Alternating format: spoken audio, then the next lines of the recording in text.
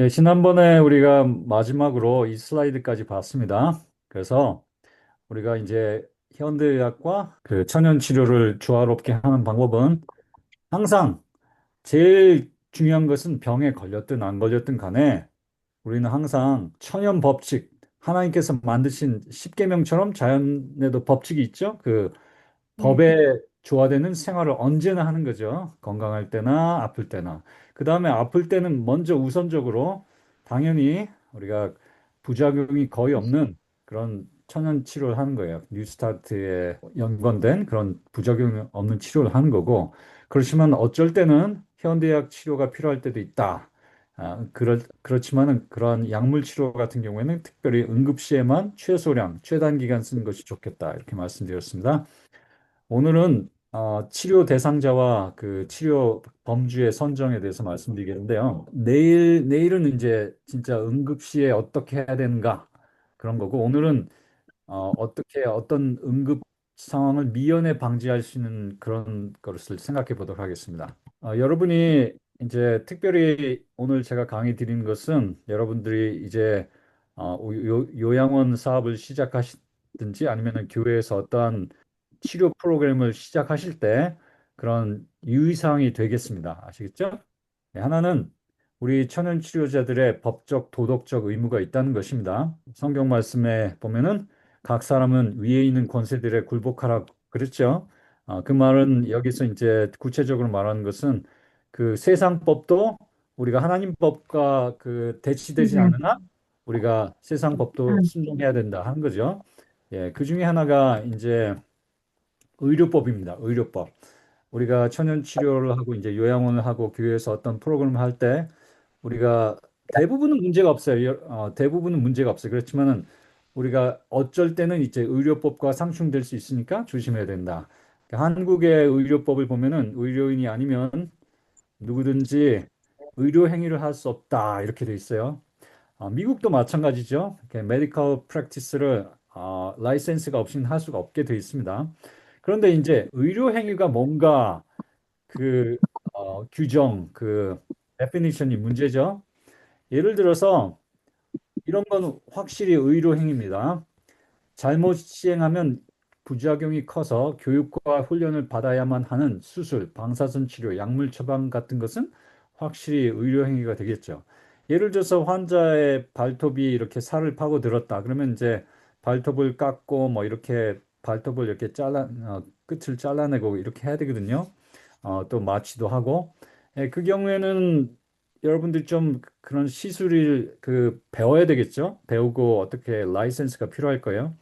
그렇지만은 발톱을 깎는 일은 아무도 그거를 의료 행위로 생각하지 않습니다. 왜냐? 이거는 전통적으로 항상 가정에서 누구나 다 개인적으로 해왔죠. 그리고 위험하지도 않고 약간 경험만 하고 연습만 있으면 안전하게 행할 수 있습니다. 이런 걸 갖고 의료 행위라고 하지 않아요. 예를 들어서 유치, 아이들 이렇게 아이들이 이제 자라면서 유치가 이제 흔들린다. 그래서 6살 때 이제 첫 이빨이 나오죠. 그거 가정에서 뺄 수 있죠. 그걸 갖다 의료 행위로 보지 않습니다. 그렇지만 사람니는 틀리겠죠. 사람니는 이거 굉장히 빼기 어렵고 힘드니까 그런 건 이제 치과 의사가 뽑아줘야죠. 그런데 그거를 이제 집에서 하다가 특별히 다른 사람들을 이렇게 해주다가 잘못되면은 이제 의료법에 저촉될 수 있는 거죠. 대부분은 여러분들이 이게 큰 문제가 없어요. 왜냐하면 상식적으로 알아요. 상식적으로 알아요. 예. 그렇지만 이제 어쩔 땐 헷갈릴 때가 있습니다. 이게 의료 행위인지 아닌지. 예. 그러나 대부분은 대부분은 특별히 돈을 받지 않고 친지와 친구에게 그냥 사적인 장소에서 그냥 집에서 이렇게 할 때는 그렇게 무면허로 보기가 어려워요. 그런데 어떤 그렇게 이 중간 확실하지도 않고 의료 행위도 아닌 것 같고 비의료 행위도 아닌 것 같고 이렇게 중간적인 어떠한 치료 행위를 돈을 받고 하면 공공 장소에서 뭐 이렇게 하면은 이게 저촉될 수 있는 가능성이 있죠. 그러니까 그렇게 생각하셔야 되고 그다음에 여러분들이 광고하실 때 교회 프로그램이라든지 아니면 여러분들 가정 프로그램을 여러분이 광고하고 싶을 때 조심해야 될 것이 있습니다.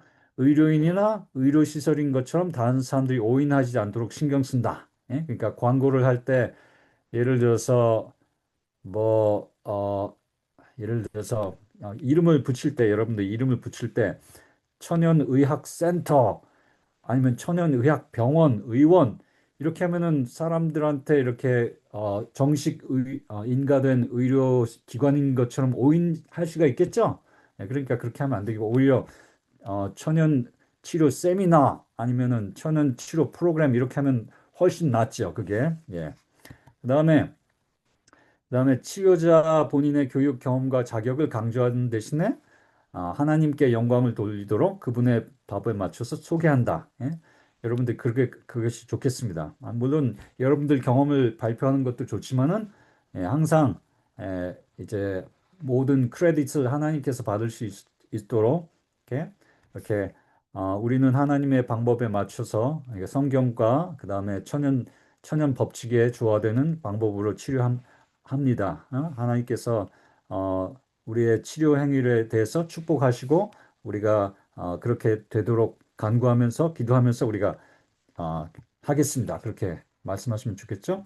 그 다음에 완치나 신속한 치료를 보장하기보다는 항상 겸손하게 사실대로 자기가 경험한 것은 경험한 것으로, 들은 것은 들은 것으로, 모르는 것은 모른다고 인정하면서 그렇게 하는 게 좋겠습니다. 우리가 항상 치료할 때는 뭐 저도 마찬가지예요. 뭐 여러분들도 다 누구나 마찬가지지만 자기의 한계가 있잖아요. 뭐 솔직히 인정하고 기도해 봅시다. 그렇게 말하고 그렇게 하는 게 좋죠. 아는 척 하다가 나 이거 고칠 수 있어요. 옛날에 해봤어요. 해다가 안 되면 내가 자신 있게 이미 말을 했었기 때문에 그 자존심 때문에 계속 이렇게 아는 척을 해야 되고 이렇게 그러니까 좀 힘들죠. 예? 아, 또 하나는 또 하나는 다른 의료인을 모함하거나 헐뜯는 일을 최대한 삼가하는 게 좋겠습니다. 그렇죠? 그러니까 할 수 있거든 모든 사람들과 더불어 화목하라고 말씀하셨잖아요. 그러니까 괜히 그렇게 원수지간을 만들 필요가 없습니다. 예를 들자면은 어떤 환자가 왔는데 아이고 그 보니까 여러분이 확실히 볼 때는 그 잘못 치료한 것 같다. 예를 들어서 그런 일 많죠. 그 약을 안 썼어야 되는데 써가지고 당신이 이렇게 됐습니다. 아니면 수술을 잘못했네요. 아니면은 그런 치료 받지 마세요. 이렇게 말씀하실 때 조심해서 말씀하시고 모함하거나 헐뜯는 일을 최대한 자제해야 됩니다. 그렇지 않으면 이제 우리가 자꾸 원수가 생기는 거죠. 필요 없이 원수가 생기는 거예요. 예? 그래서 그래서 혹시 여러분이 잘못할 때 그러면 또 의료기관에서 가만히 있지 않을 거고, 그러니까 될 수 있는 대로 덮어주고, 그게 좋겠습니다. 저도 마찬가지예요. 예, 병원 생활을 하면서 그런 일들이 많이 있습니다. 그 다음에 요금의 설정. 예, 물론 다 우리가 무료로 할 수는 없죠. 여러분이 요양원을 운영하시거나 아니면 뭐 교회에서 어떤 프로그램 운영할 때 어쩔 때는 요금을 설정해야 됩니다. 공짜로 하면은 사람들이 그거를 가치 있게 여기지 않는 경우가 많아요. 공짜는 그냥 별 가치 없는 것으로 그렇게 치부하고 할 때가 있어요. 그렇죠? 그러니까 어떨 때는 요금을 설정해야 되는데 그런데 제일 좋은 것은 환자가 감사하는 만큼 각자 알아서 자원해서 도네이션을 내게 하는 것이 법적으로 안전해요. 그러니까 이렇게 어, 특별히 비싸게 할수록 그리고 또 이렇게 꼭 내야 돈을 내야지 소정의 치료를 받을 수 있고 그다음에 또 추가 치료를 받으려면 더 돈을 내야 되고 이렇게 하면은 사람들이 이렇게 상업적으로 이렇게 여러분들이 상업적으로 대하면 그 사람들도 상업적으로 대합니다. 그렇죠? 제일 좋은 거는 각자가 감사하는 만큼 자원금을 내게 하면 좋겠어요. 예. 그렇지만 그 여러분들이 알아서 그 결정을 하십시오. 그 다음에 요금을 받을 때는 제 생각에는 치료비 이렇게 설정하지 마시고 뭐 예를 들어서 세미나를 한다. 천연 치료 세미나 뭐 이렇게 해가지고 여러분들이 환자를 모은다. 그러면 세미나 참가비, 식대, 재료비, 숙박비, 봉사료 이렇게 일반적인 용어를 쓰는 것이 좋지. 치료비라는 명목을 쓰면은 혹시 무슨 일이 터지면은 그러면 이 사람이 어떤 의료 행위를 했다. 그렇게 나오기가 쉽죠. 미국은요, 굉장히 그 수가 많습니다. 로우 수가 많습니다. 뭐 병원뿐만이 아니에요. 여기저기 많아요. 그러니까 조심해야 되고 한국도 점점 선진국화되고 있기 때문에 사람들이 이런 인식이 더 많아질 거예요. 그러니까 이렇게 비용을 쓰실 때 세미나 참가비 뭐 이렇게 쓰시는 게 좋겠습니다. 포괄적으로. 예. 그다음에 요금을 많이 받을수록 봉사의 가만은 줄어들고 환자는 많은 것을 기대합니다. 좋은 음식, 그다음에 신속한 결과 뭐 이런 걸 원해요. 그래서 자기 마음에 조금이라도 안 들면 내 돈 어디 갔어? 내 돈 다시 내놔. 뭐 이렇게 나올 수가 있죠. 예? 항의하고 심지어는 고발할 가능성이 높아지죠. 그러니까 여러분들이 적절하게 생각하시고 우리가 또 의료봉사 그 책에 보면은 여러분들 그렇게 그 요양원의 그 요금의 설정에 대해서 너무 비싸게 하지 말도록 그렇게 화이프님께서 말씀하신 거 여러분들이 알 수 있습니다. 그다음에 또 중요한 거 환자의 기밀 보호를 해야 됩니다. 미국에서 굉장히 중요하고 한국도 이거 굉장히 중요해지고 있죠. 예를 들자면 여러분들이 어떤 환자를 치료해서 그 치료가 너무 잘 됐다. 예? 너무 환자가 감사하고 돌아갔다. 그렇더라도요. 그 사람의 허락이 없이는 그 사람의 실명을 거명하면 안 되겠습니다. 뭐 특별히 그래요. 뭐 어떻게 생식기 계통에 장애가 있었다든지 아니면 어떤 이 정신적인 문제가 있었다든지 그런 경우에는 이렇게 굉장히 그 프라이버시를 침해할 수 있죠. 여러분들이 그 실명을 대놓고 얘기를 하면은 그러니까 여러분들이 그 사람들한테 허락을 받는 게 제일 좋겠고 안 그런 경우에는 가명을 쓰는 게 좋겠습니다. 그렇죠? 예, 가명이라고 얘기를 하고 제가 실명 대신에 가명을 씁니다. 그 환자분의 그 프라이버시를 위해서 가명을 쓰고 말씀드린다. 그렇게 하는 게 좋겠죠. 제일 좋은 것은 환자가 스스로 자기 경험담과 간증을 하는 것이 좋습니다. 여러분들 요즘에는 이제 비디오를 녹화해가지고 인터넷에다 올릴 수 있는데요. 물론 그때도 환자의 동의가 필요하겠습니다. 그렇죠? 그다음에 환자의 자율성을 존중해줘야 됩니다. 어토노미. 하나님께서도요, 심지어는 하나님께서도 사람들에게 우리 자유 선택권을 주셨습니다. 그렇죠? 우리도 환자의 자율성을 존중해줘야 돼요. 어떤 환자들은 말을 잘 듣지 않습니다. 그리고 참 아주 자기에게 해가 되는 방향의 그런 결정을 합니다. 뭐 그래도 우리가 어쩔 수 없죠. 우리가 강제할 수 없습니다.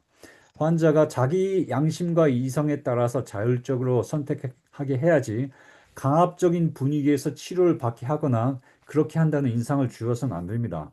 예, 그렇죠? 예를 들어서 여러분 치료 프로그램에 어떤 환자가 왔는데 자기가 병원에서 항암 치료도 계속 받고 여러분 그 천연 치료도 계속 받고 싶어 한다. 그런 사람 있으면 어쩔 수 없어요. 둘 다 하게 해야지. 예. 어떤 경우에 여러분 집에 어떤 환자가 왔는데 아프다고 그러면서 자기가 응급실에 꼭 갔다 오고 싶어 한다. 근데 여러분이 생각할 때는 응급실에 안 가도 돼요. 근데 환자가 가겠다고 고집을 피운다. 그러면 어쩔 수 없어요. 그렇죠? 자기가 하게 해야죠. 그렇죠? 왜냐하면은 우리가 그 사람의 자율성을 존중해줘야 되고 또 하나는 만일에 하나 정말로 어떠한 그 사람이 고집 피우는 것을 이렇게 반대했다가 무슨 문제가 생기면 그러면 그 사람이 굉장히 업셋 하겠죠. 여러분들의 감화력이 완전히 상실될 겁니다. 그렇죠? 예. 그 다음에 어쩔 때는요, 가족이나 보호자한테, 그 환자는 여러분들 프로그램이 좋아서 왔는데, 어쩔 땐 가족이나 보호자한테도 허락받든지 아니면 최소한 말해줘야 될 때가 있습니다. 그렇게 동의했다는 걸 알려줘야 될 때가 있어요. 예? 그래서 예를 들어서, 예를 들어서 어떤 할머니가 항암 치료를 받는 대신에 어떤 천연치료센터로 왔다. 근데 그 아이들은 정말로 어머니가 그 대학병원에 가길 원한다. 그럴 때는 정말로 이게 법적으로 아주 클리어하게 어머니가 자기 스스로 선택했다는 것을 이렇게 어떻게 동의서에다 사인을 받든지 하는 게 좋겠어요. 어떤 문제가 일으키기 전에. 그래서 프로그램 참가 요청서 혹은 동의서가 있으면 좋습니다. 저도 다니엘 금식이라는 거를 이제 매년마다 하는데요. 모든 사람들이 프로그램 참가 요청서에 사인을 합니다. 그래서 닥터 킴이 이렇게 꼬셔갖고 나를 여기에 들어오게 한 것이 아니고 나 스스로 내가 원해서 나의 요청에 의해서 나는 여기에 참여한다. 이렇게 그렇게 그런 내용이죠. 예. 하는 게 좋겠습니다. 그다음에 환자 선정을 우리가 잘해야 됩니다. 심지어는 마가복음 1장 38절에 보면 예수님께서도 모든 사람들을 다 고쳐주시지 않았어요. 거기에 보면은 예수님께서 그 어, 어느 날 이제 환자들 고쳐주신 다음에 나가서 아침에 기도하셨죠. 저녁에 밤에 사람들이 굉장히 많이 왔고 아침에 이제 일요일 날 아침에 예수님께서 이제 한적한 곳에 나가서 기도하셨습니다. 그다음에 기도가 끝난 다음에 제자들이 왔어요. 선생님, 어? 왜 여기서 뭐 하십니까? 많은 사람들이 지금 벌써 기다리고 있어요. 아침부터 지금 줄 서서 기다리고 있어요. 그러니까 예수님께서 하신 말씀이 내가 다른 곳으로 가서 또 내가 어? 전파를 해야 되겠다. 내가 이것을 위하여 내가 왔노라. 그렇게 하면서 그 환자들 봐주지 않고 다른 동네로 가셨습니다. 그리고 우리 초기 재림 교단의 요양원에서도요, 모든 환자를 다 본 건 아니었어요. 우리 엘렌 G 화이사의 권면에 따라서 많은 요양원들이 세워졌는데요. 예를 들자면 결핵 환자 받지 않았습니다. 아니면은 굉장히 극심한 정신병 환자 받지 않았습니다. 예, 그렇게 요양원 전체 프로그램의 그 효율성을 위해서 어쩔 때는 못 받는 환자들이 생겨요. 예. 여기에 있어서 우리가 환자 선정에 있어서 우리가 생각해야 될 것은 이성과 믿음의 관계입니다. reasoning과 그다음에 faith 이것을 잘 활용을 해야 됩니다. 둘 다 하나님께서 주신 선물입니다. 그렇죠? 이성과 믿음 둘 다 하나님께서 주셨기 때문에 우리가 이것을 잘 조화롭게 활용해야 되고 어쩔 때는 우리가 어떻게 해야 될지 잘 모를 때가 있어요. 이성적으로는 이렇게 해야 되는데 어, 하나님께서 이렇게 내게 이렇게 암시하시는 것 같다. 믿음을 활용해야 될 때가 있거든요. 그럴 때는 우리가 성령께 지혜를 구해서 어떻게 해야 될지 하나님께서 알려주시기를 간구해야 되겠습니다. 이거를 좀 제가 비유로 설명하자면 이렇습니다. 여러분한테 지금 스마트폰이 있다고 그럽시다. 그다음에 여러분들 중에 많은 분들은 컴퓨터를 또 갖고 계실 겁니다. 컴퓨터는 또 이것이 스마트폰보다 용량도 크고 뭐 빠르고 비싸고 모든 면에서 더 좋아요. 그런데 여러분 생각해 보세요. 여러분 대로하지 말고요. 대모산 있고요. 2번 출구입니다. 예. 어, 여러분 한번 이렇게 생각해 보세요. 여러분이 핸드폰도 있고 컴퓨터도 있다. 근데 핸드폰은 인터넷에 연결돼 있고 컴퓨터는 인터넷이 연결이 안 돼 있다. 그러면요, 여러분, 어떤 게 더 유용하겠습니까?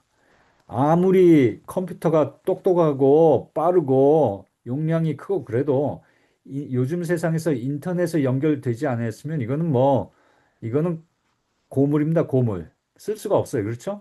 오히려 작지만 핸드폰이 더 유용해요. 그렇죠? 그런데 이 컴퓨터를 인터넷에다 연결시키면 이 컴퓨터가 훨씬 더 유용하게 여러 가지 비즈니스나 어, 큰 이렇게 이런 우리가 지금 렉처를 하잖아요. 이렇게 강연을 한다든지 누구와 의사소통한다 할 때 훨씬 더 유익합니다. 그렇죠? 이것이 인터넷과 연결되어 있습니다. 우리도 사람도 마찬가지예요.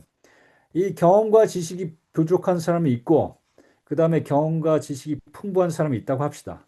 그런데 이 사람은 기도를 통해서 하늘과 연결되어 있고, 이 사람은 기도하지 않아요. 이럴 때는요, 이 사람이 더 하나님께서 보실 때는 하나님 손에 의해서 훨씬 더 잘 쓰일 수가 있습니다. 그렇죠? 당연하죠. 예, 경험과 지식이 부족하더라도 하나님께서 이 사람을 더 유용하게 쓰실 수 있어요.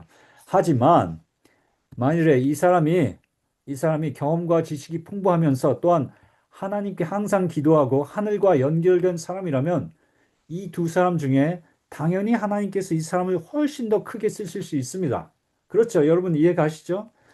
그래서 하나님께서 사도 바울을 쓰셨잖아요. 굉장히 크게 쓰셨죠? 예, 그렇습니다. 그러니까 바로 여러분들이 지금 이 자리에 나와서 지금 배우고 있는 거잖아요. 그렇죠? 경험과 지식을 쌓기 위해서. 예? 여러분들의 믿음이 똑같다고 할 때, 거기에다가 하나님께서 원하시는 방법에 따라서 여러분들이 훈련받고 교육받고 자기 개발을 하는 것은 중요합니다. 엘렌 지 화이트 분께서 그렇게 말씀하셨죠. 자기 개발, self development is our first duty. 예, 그게 우리의 첫 번째 의무라고 그랬어요. 예? 우리 하나님의 종들의 첫 번째 의무라고 그랬어요. 그러니까 자기 개발이 굉장히 중요한 거죠. 그래서 그래요. 이렇게 우리는요, 이성과 리즈닝과 faith, 그 믿음을 둘 다 잘 활용을 해야 돼요. 그래서 이성이 없는 믿음, 여러분 그런 거 가끔 보셨죠? 이성이 없는 믿음은요, 이건 추측입니다. 진짜 믿음 아닙니다. 이거는 그냥 막무가내예요. 막무가내. 예? 이건 광신주의입니다. 어리석인 만용이 될 수 있고 많은 광신자와 사이비 종교가 이성이 없이 믿음만 강조해서 생겨버렸어요. 그렇죠? 예수님께서 받으신 둘째 시험을 한번 생각해 보세요. 뛰어내리라고 그랬죠? 응? 네가 너의 발이 돌에 부딪히지 아니하리라. 뛰어내려라. 예, 예수님께서 그걸 들으셨을 때, 그렇지만 이성적으로는 어떻게 생각해야 돼요? 예수님께서 뛰어내리시면 중력의 법칙에 의해서, 예? 그게 예수님께서 돌아가실 수 있어요. 그렇죠? 그게 이성이 예수님한테 말씀하는 거죠. 예. 그렇게 이성은, 그게 둘째 시험이 그래요. 예수님이 받으신 둘째 시험이 많은 경우에 그렇습니다. 그것은 만용입니다. 만용. 예, 그것은 이성은 무시하고 하나님의 보호를 믿고, 예, 하나님의 보호만 믿고 자기의 의무를 등한히 하는 것입니다. 그래서 이성이 없는 믿음은 예, 진짜 믿음이 아닙니다. 반대로 믿음이 없는 이성은 이거는 뭐 세상 사람이죠. 예, 그건 불신앙입니다. 불신앙. 예. 예, 그것도 안 되는 거죠. 그러니까 우리는 이 믿음과 이성을 잘 활용을 해야 돼요. 특별히 언제 여러분이 환자를 선택할 때. 그래서 제가 몇 가지 경우를 말씀드리겠습니다. 이거는 조금 넘어가고 하나님께서는 그렇게 우리가 이성을 사용하기를 원하세요. 그걸 이제 리즈닝이라고 그래요. 영어로 리즈닝. 우리가 하나님과 리즈닝 하는 걸 원하십니다. 그래서 성경에는 그런 예들이 너무 많이 나와요. 하나님께서 그냥 단도직입적으로 우리한테 그냥 일방적으로 가르쳐 주시는 게 아니고 하나님께서 우리한테 물어봐요. 우리 의견도 물어보고 우리가 어떻게 생각하는지 물어보고 그렇게 해서 하나님과 대화하면서 리즈닝하면서 우리가 개발될 수 있도록 그렇게 하셨습니다. 그렇죠? 그래서 우리가 이성과 믿음을 이용하는 것은 굉장히 중요합니다. 둘 다. 자, 볼 때 이렇습니다. 그래서 제가 이제 앞으로 이제 십몇 분 남은 동안 이성적으로 볼 때 숙박 프로그램이나 단체 프로그램에 부적합할 수도 있는 환자들을 이렇게 말씀을 드릴게요. 예. 이런 환자들은 교회에서 하는 프로그램이나 아니면은 여러분 집에서 하는 프로그램, 이제 먹고 자면서 하는 프로그램에 못 오게 할 수도 있습니다. 그렇죠? 하지만 이런 사람들이 할지라도 어쩔 때는 예외적인 경우에는 특별히 하나님께서 여러분의 그 믿음에 호소하실 때는 어쩔 때는 믿음의 눈으로 볼 때는 받을 수도 있는 케이스들이에요. 자, 봅시다. 하나는 그렇습니다. 조절되지 않은 정신분열병 환자. 예? 정신분열병 환자. 그래서 환각을 보고, 환상을 보고, 환청을 듣고, 예? 예. 그리고 그냥 가만히 있질 못하고 말도 듣지 않고 이성적으로 볼 때 이런 환자들은요 자기 자신 또 다른 다른 그 참여하고 있는 사람 아니면 그 치료자를 해칠 수가 있습니다. 그렇죠? 예. 그러니까 받으면 안 돼요. 대부분의 경우는 받으면 안 됩니다. 이게 조절되지 않을 경우에는 우리 엘렌 지 화이트 당시에 많은 요양원들에서도 이런 환자 받지 않았어요.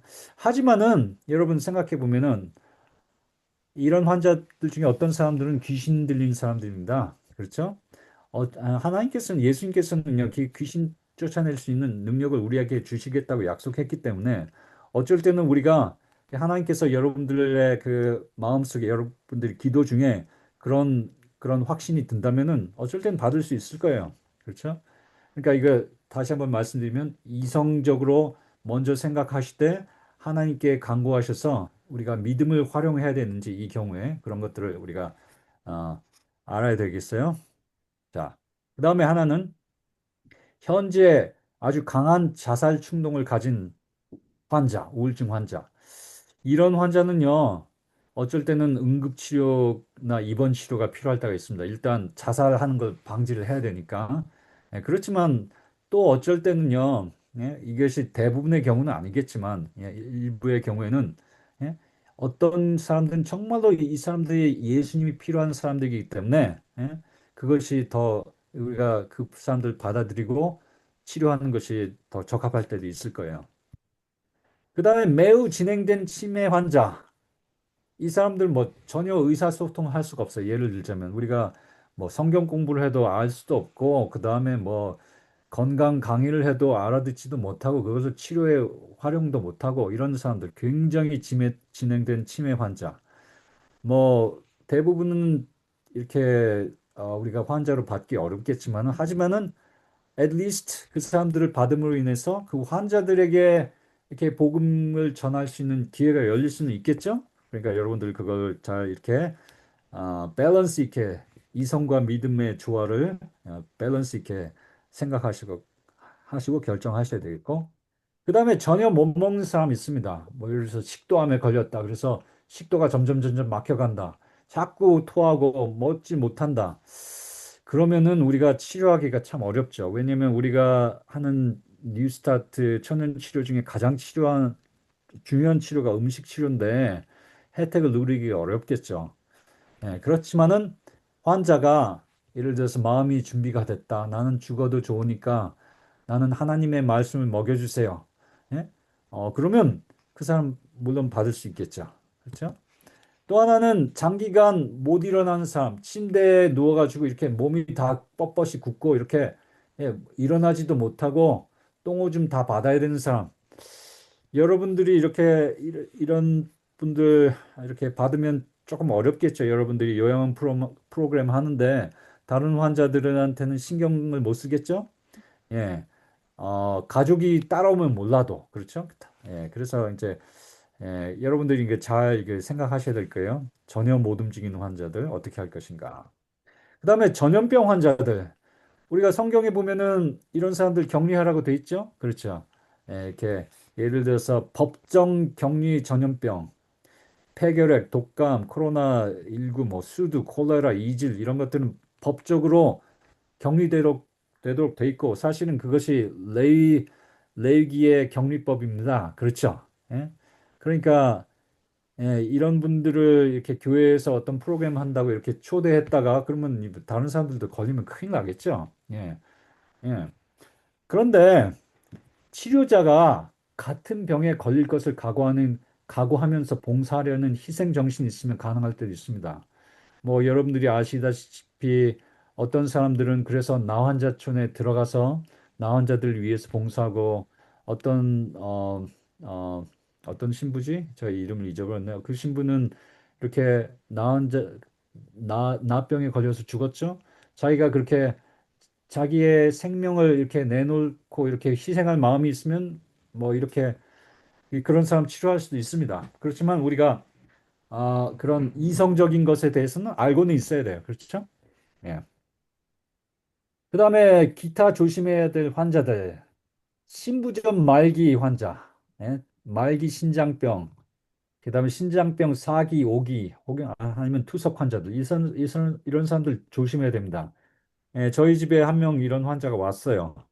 제가 아주 조심하면서 하는데도 이 사람이 몰래 자기가 이렇게 내가 먹지 말라는 것도 먹고 그래가지고 이 포타슘 수치가 굉장히 많이 올라갔고 어느 날 보니까 다리를 후들후들 하는 거예요. 다리 일어서질 못하는 거예요. 그래서 빨리 병원에 데려갔더니 심장이 멈추기 심장이 멈추기 일보 직전이었습니다. 그래서 아주 진땀 뺐습니다.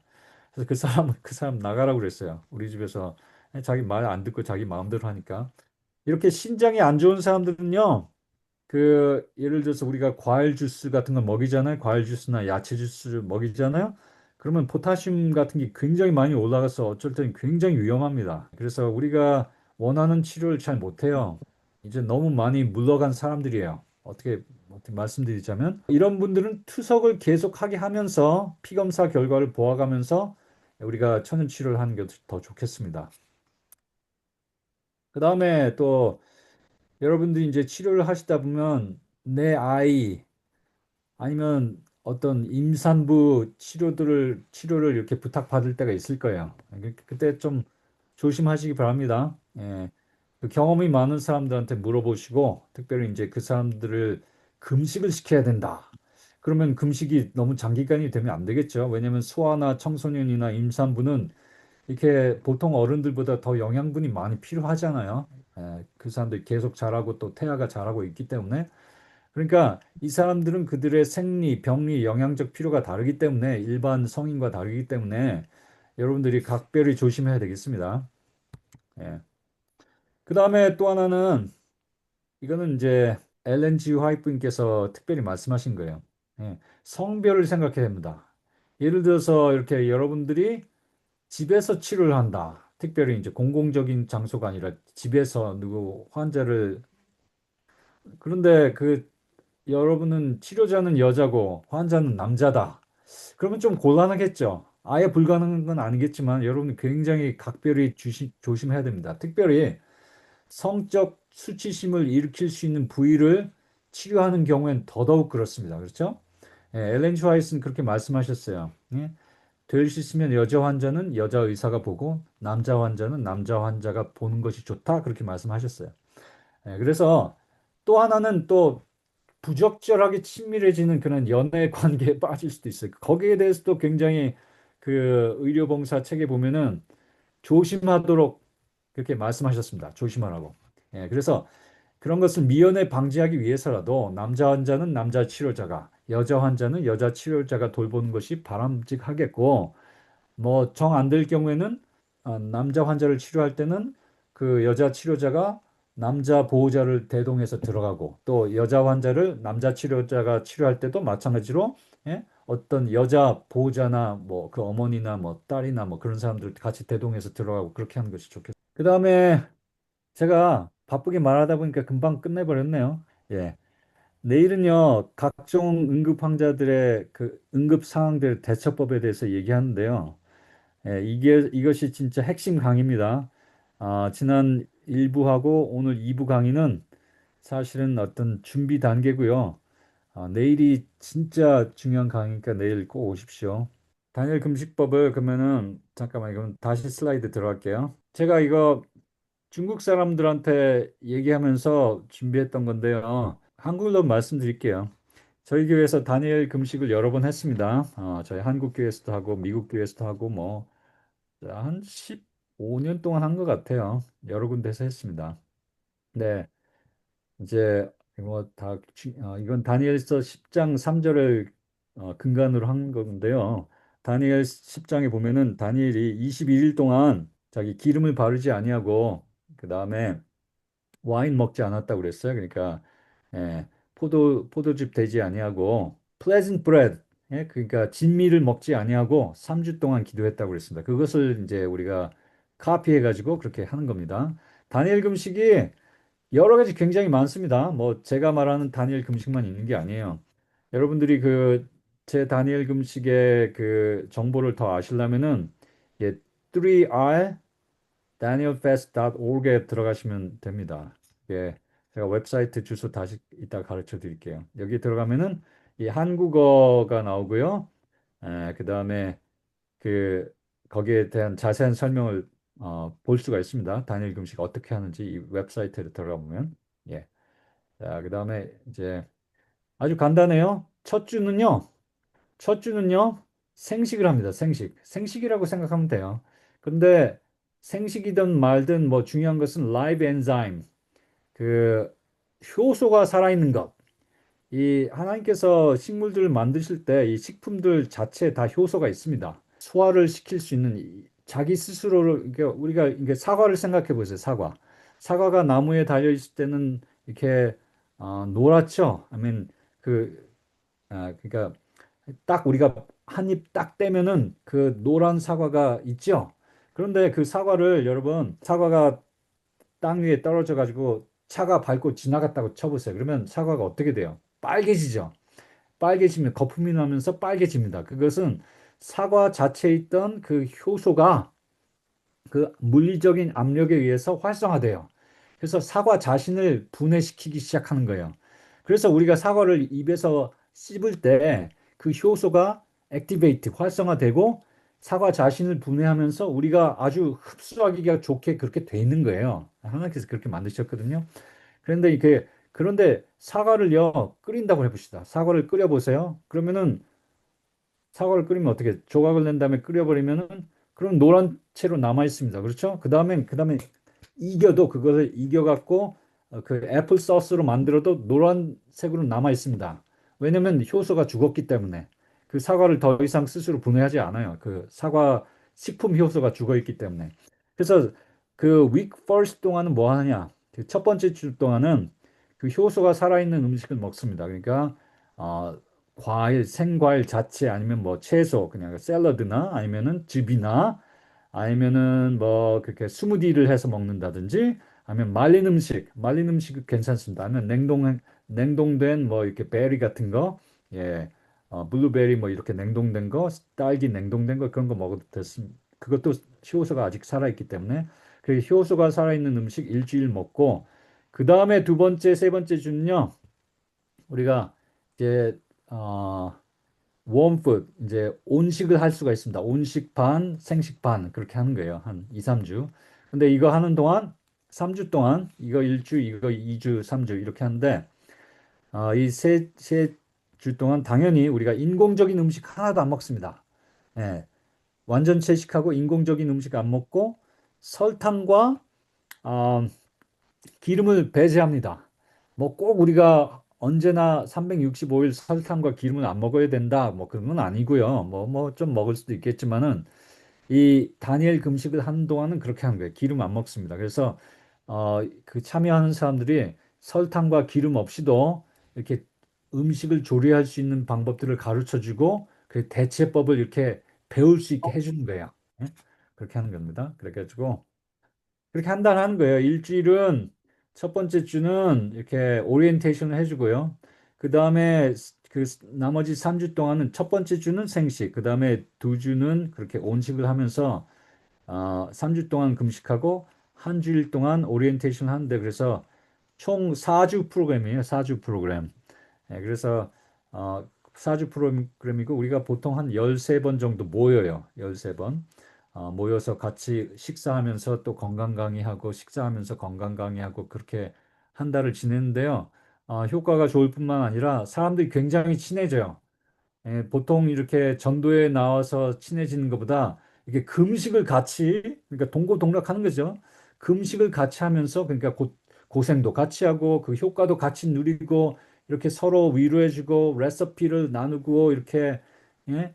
이렇게 하면서요 굉장히 사람들이 친해져요. 예, 그래서 이거를 한 다음에 다니엘 금식이 끝나면은 다니엘 그 성경 공부를 해요. 다니엘서 연구를 합니다. 예? 그 다음에는 다니엘서 연구가 끝나면 그 다음에 요한계시록 연구로 들어가고 예, 그렇게 사이클을 1년 동안 사이클을 해요. 그래서 한 그러니까 정월 초에 그러니까 1월 달, 2월 달에 다니엘 금식하고 그 다음에 3, 4월, 5월 달에 이제 다니엘서 공부하고 그 다음에 요한계시록 공부하고 그 다음에 이제 대전도회를 이제 가을에 딱 교체하고 그렇게 1년 내내 이렇게 돌아가는 거예요. 사이클 하는 거예요. 그렇게 했습니다.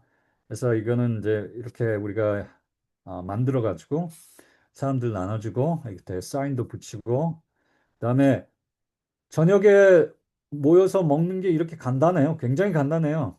그러니까 뭐 이렇게 우리가 사람들 초청해 갖고 이렇게 먹인다고 그럴 때 뭐 그렇게 힘들지 않아요. 교회에서 이렇게 집사님들이 준비할 때 굉장히 간단해요. 그래서 사람들이 이렇게 입장하면서 이렇게 하나씩 자기가 먹을 걸 다 가져와요. 그래서 자기 자리에 앉고 그 자리마다 그 앉을 자리가 정해져 있습니다. 정해져 있고 그다음에 이렇게 데몬스트레이션을 해줘요. 어떻게 우리가 당신들이 먹는 음식 우리가 이렇게 만들었다 이렇게 데몬스트레이션도 해주고 요리 강습도 해주고 이건 또 다른 교회인데요. 다니엘서 금식하는 동안 프레어 세미나를 합니다. 또 여러분들이 다니엘처럼 다니엘은 금식만 하지 않고 기도도 했다. 예? 금식 그러려면 이제 기도하는 방법은 이렇게 기도해라 하면서 기도 세미나를 합니다. 예? 그러면 사람들이 또 들어요. 그렇게 하고 또 이건 또 다른 장소인데요. 그다음에 또 헬스 렉처도 하고 그렇게 합니다. 그래서 뭐 졸업자도 많이 나왔고 한 2천 명쯤 한 것 같아요, 여태까지. 그다음에 하기 전에 금식 시작하기 전에 또 금식 끝날 때 피 검사도 합니다. 그래서 이제 좋아진 거를 보이게 좋아진 거를 스스로가 알고 또 이 검사 결과를 통해서 알 수 있도록 그렇게 합니다. 예. 요 웹사이트가 이래요. 웹사이트가 여러분 더 잘 아시려면은 the 3R 3R danielfest.org. 이게 3R이 이게 revive, spirit, 예? 영혼 부흥, 그다음 reform lifestyle, 생활 개혁, restore whole person, 그 전인 회복, 이 세 가지 R을 뽑아가지고 다니엘 페스트를 했기 때문에 그래서 3R 다니엘 페스트입니다. 그래서 웹사이트 주소는 the 3R danielfest.org, the 3R fest danielfest.org. 여기에 한국어를 누르신 다음에 들어가서 뭐 다운로드 받으실 거 다운로드 받으시고 한번 들러보세요. 예, 감사합니다.